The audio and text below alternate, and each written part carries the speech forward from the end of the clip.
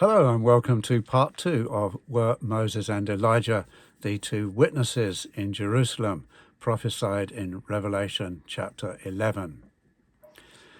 In the first part I dismissed the idea that it could be Moses and Elijah, as is often suggested, and the reason being, if it were them, that would contravene the laws of life and death and resurrection, and also transgress the law that Christ had to rise first.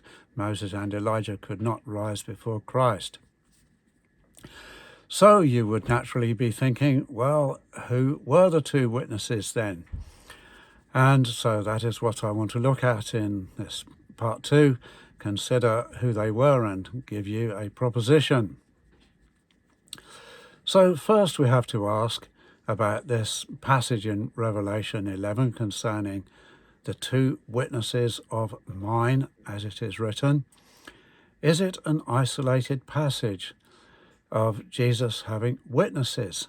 Well, no, it is not. At Matthew 10:5 it's written, Jesus authorized these 12, instructing them. Matthew 10:7, as you go, make a proclamation saying the kingdom of the heavens has drawn near. Matthew 10:16, I authorize you as sheep in the thick of wolves. Matthew 10:40, he who receives you receives me, and he who receives me receives him who authorized me. And furthermore, at Luke 10:1-3, it's written, the Lord appointed 70 others as well, and he authorized them in twos, ahead of him into every town and habitation, wherever he himself was about to go. So he said to them, the harvest is plentiful, but the labourers few. Pray therefore to the Lord of the harvest, that he might send out labourers into his harvest. Go your ways, I authorize you as lambs in thick of wolves. The 12 disciples and these 70 others then are the witnesses of Jesus, labourers. Now Jesus warned that when Jerusalem would be surrounded by military camps, get out, and when the abomination of desolation is erected, get out. Those who did not get out would be those murdered by the beast. Jesus said that only some standing listening to him would see his soon coming return, Matthew 16:27 and 28.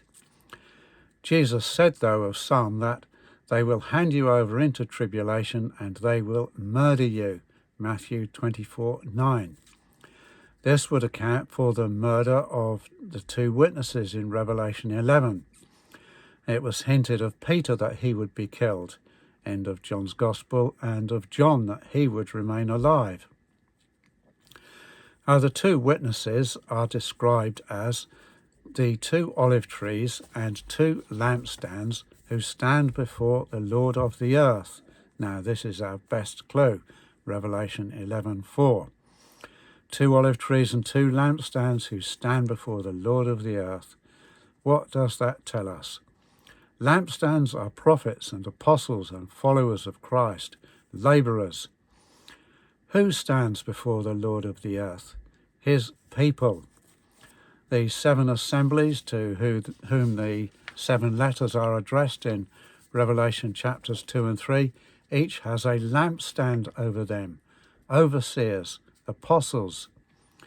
Jerusalem, then, likewise can have 2 lampstands, the house of Israel and the house of Judah. For Paul in Revelation 11:17 and 24, Romans 11:17 and 24 speaks of the wild olive tree and the good olive tree, divorced and dispersed Israel abroad and Judah at home.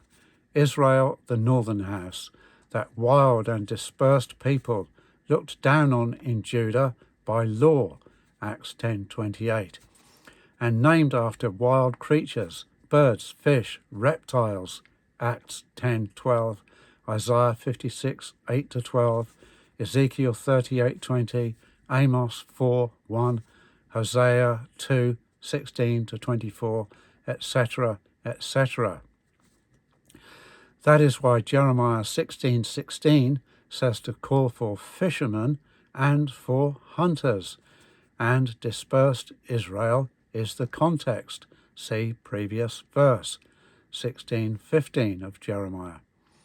But now, under New Covenant, these wild, dispersed Israelites are grafted back in. Romans 11:23. That is what it says, grafted back in. But nobody ever cites that. In fact, I can imagine somebody saying, it doesn't say that.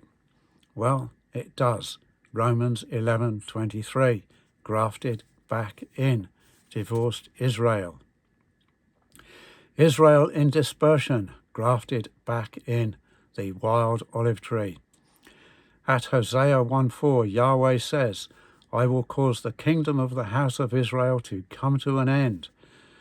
And verse 7 says, I will have mercy on the house of Judah. That is why Judah was at home. And 1 Chronicles 28:4, he has chosen Judah to be the head. Of course, these were returned captives from Babylon. But those from Israel in captive Assyria did not return in the main to Israel. They wandered west and northwest. And then, according to the prophecy in Jeremiah 31:31 and Hebrews 8:8, Israel were made one under a new covenant, one with Judah. The two sticks of Ezekiel made one. See Ephesians chapter 2, that's what it's all about. Two made one, Israel and Judah. Ephesians 2:12, those having been made alien is what the Greek verb says, meaning Israel once having been divorced by God. So Judah in Jerusalem, some of dispersed Israel in Jerusalem, for some did return, such as the descendants of, or forebears rather, of Anna the prophetess of the tribe of Asher. How it is written at Revelation 19:10 that the testimony of Jesus is the spirit of prophecy. How can the 12 apostles and 72 others not be the two witnesses of Jesus? Two houses, two sticks, two lampstands, two olive trees, two made one, who stand before the Lord of the earth. Now, after the two witnesses are resurrected, the spirit of life from God entered into them, and they hear, "Come up here," Revelation 11:12. Now, this is an expression of the resurrection of those having been put to sleep, 1 Thessalonians 4:13 to 14. Now, I suggest that that resurrection is not just of two people. So that is my proposition, that the two witnesses in Revelation 11 are members of the house of Israel and the house of Judah, witnesses of Jesus from among those whom he appointed, and perhaps others.